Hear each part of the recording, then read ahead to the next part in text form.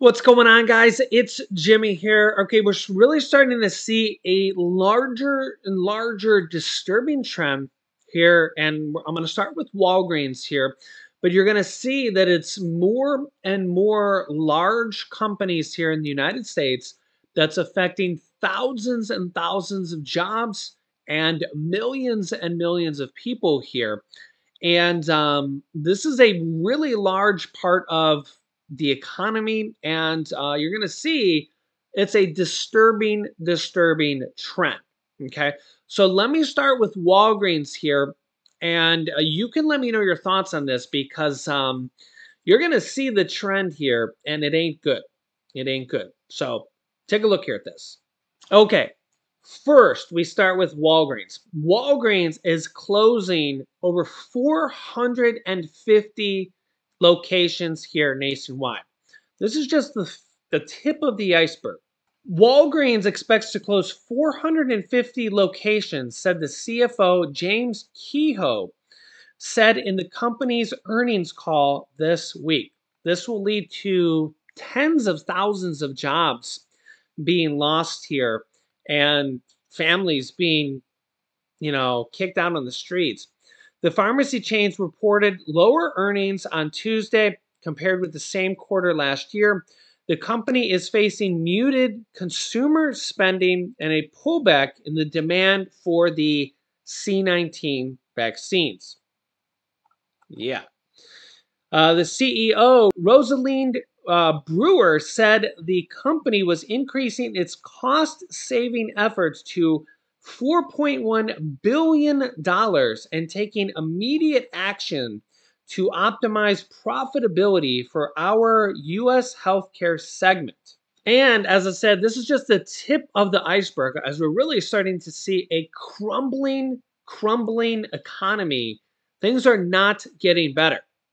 Take a listen here. So, Nathaniel, Macy's reported weak earnings today and slashed its forecast for the year. What does that say? Just walk us through what that says about the state of U.S. consumers right now. So consumers are clearly pulling back right now. As you say, Macy's same-store sales down 8.7% from a year ago. The company said that people were buying fewer clothes and they were shifting their spending more towards food, essentials, and also travel. We see some really strong numbers from airlines, cruises, hotels. People are traveling, they're taking trips, what they weren't able to do early in the pandemic, but they're not buying as much clothing or furniture. And Macy's, of course, isn't the only company offering warning signs about the health of American consumers. Just walk us through what other companies are saying right now. So Costco said that its customers were buying less expensive steak and beef and instead switching to cheaper pork, canned tuna, chicken. That's potentially a recession indicator. We see customers pulling back at Home Depot, Lowe's. We're not seeing as many of these big home renovation projects that we saw early in the pandemic when there was a home renovation boom. And then Dollar General today plunged almost 20%. The company said that its lower income customers, that's really the core of these Dollar General shoppers, were squeezed right now and they were pulling back, weren't able to afford some of these discretionary purchases, instead really just focusing on food and the essentials. This also comes as automotive giant Ford planning to lay off thousands of workers here in the U.S. as well. The Ford Motor Company is planning to cut at least 1,000 employees in North America, largely from its engineering department, which are well-paying jobs. The company spokesperson told the Wall Street Journal on Tuesday that the company began informing some salaried employees that their jobs will be cut as well in the following weeks. The spokesperson also told media outlet that managers informed employees that layoffs were coming in meetings on Monday, asking the affected teams to work from home for the rest of the week. The news comes a week after initial reports of another round of layoffs happening at the company. The latest cuts impacted employees who worked in the company's electric vehicle and software division, as well as those who worked in Ford's gas engine side of the business also. Ford also had a round of layoffs last August, cutting around 3,000 white-collared and contract employees. The company announced in January that it was starting to cut 3,800 jobs in its European departments as well. General Motors and Stellantis and the maker of Jeep also announced layoffs in their workforce earlier this year as well. Ford expects to lose $3 billion in operating profits on its EV business in 2023 alone this year. Yikes. So as you can see, this is just a sampling of what a nightmare our economy has become here in 2023. Things are not looking good, and it's like, you know, there's just not a lot of bright stuff to report here now. I mean, what good stuff is there to report right now with our economy? Go ahead. I'll wait for you guys in the comments. What good is there for the economy to report right now? I can't really think of much. Yeah, remember the pandemic is, you know, declared over. We're supposed to be coming out of the recession, coming out of the pandemic. We're not supposed to be seeing headlines like this.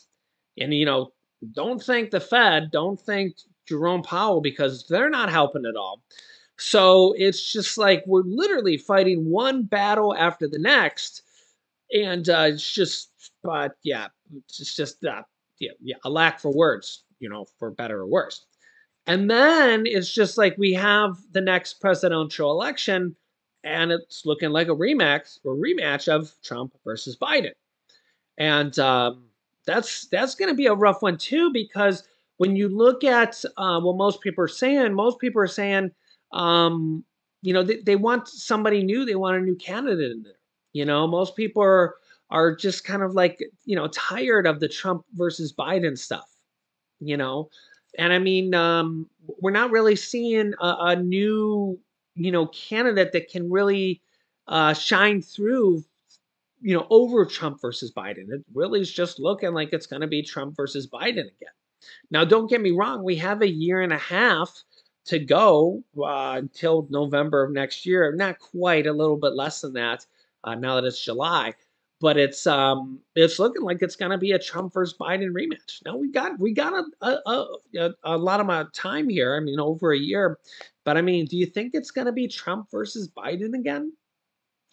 You know, is that really the best thing for our country? With you know, they would both be well into their 80s with another 4-year term for them. You know, just yeah. Biden's already 80, right? And I think let me see here. Yeah, as you can see here, Biden is already 80 and Trump is 77. Yeah. So you add on, first of all, another year until the election. So they'd be 81 and 78. And then you add on 4 more years of a presidency. Yikes. They'd be well into their 80s for either one of them. And really, you got to kind of wonder why we don't have age limits or upper age limit on some of this stuff. I mean, do presidents in their 80s? Seems pretty up there. Pretty up there. Let me know your thoughts here in the comments. I'll keep you up to date here on everything going on here in our country on a daily basis. If you haven't yet, click the subscribe button down below and the bell icon so you don't miss out on any new videos here. Thanks for liking and sharing these videos. New videos come out here every day at 10 a.m., 3 p.m., and 8 p.m. Eastern Standard Time. Click here to see my video on Is War with China Imminent? Or we have 10 days until this happens.